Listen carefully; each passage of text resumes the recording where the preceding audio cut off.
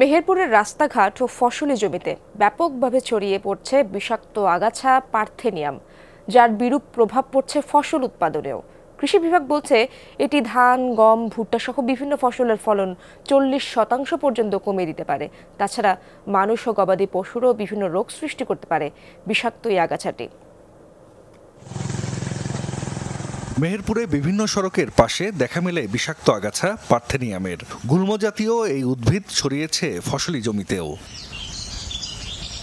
স্থানীয়রা জানায় বেশ কয়েক বছর ধরে ক্ষতিকর এই আগাছা ছড়িয়েছে জেলার বিভিন্ন স্থানে। তবে ইদানিং আবাদি জমিতে ব্যাপকভাবে বিস্তার করায় আতঙ্কে চাষিরা। পার্থেনিয়ামের কারণে কমছে ফলন, চর্মরোগ সহ নানা ব্যাধিতে আক্রান্ত হচ্ছেন কৃষক।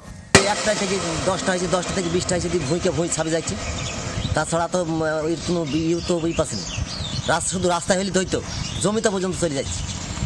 তাহলে কি করব? কীটনাশক কি আপনার পচা বেশ কিছুতেই হচ্ছে না, একটা কাটলে 2টা করে বেড়ায়। ও আস্তে আস্তে জমি পাকে যায়। চিনিতে আমরা খুব দুশ্চিন্তা আছি। কাটা মাটা জায়গায় ঠেকলে সে জায়গাটা ভালো হয় না, পানি ঘাটে, এগুলো সরানো খুব জরুরি। এই জায়গার আমার এই যে দাগ এখনো ভালো হয়নি, ঘাসে কেটে গেল, ঘাসে কাটার পরে এটা রস ঠেকে গেল।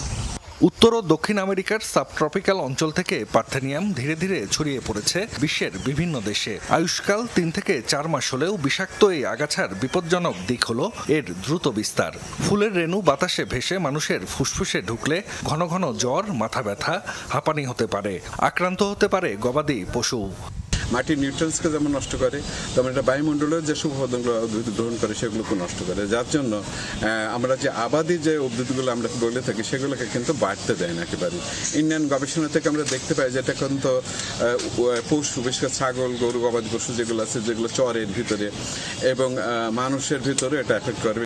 কৃষি বিভাগের কর্মকর্তারা বলছেন পার্থেনিয়াম ধান, গম, ভুট্টা সহ বিভিন্ন ফসলের ফলন 40% পর্যন্ত কমিয়ে দিতে পারে। ফুল আসার আগেই এই আগাছাকে কেটে মাটিতে পুঁতে কিংবা পুড়িয়ে দেওয়ার পরামর্শ তাদের। এই আগাছার রেণু ফসলে মিলে ধান, গম, ভুট্টা, সরিষা বিভিন্ন ফলে প্রায় 40% ফলন কমিয়ে দিতে পারে।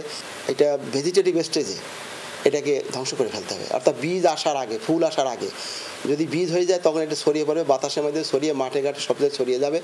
কৃষককে সচেতন করতে নানা পদক্ষেপের কথাও জানিয়েছেন কৃষি বিভাগের কর্মকর্তারা। জাহিদ হাসান, যমুনা নিউজ।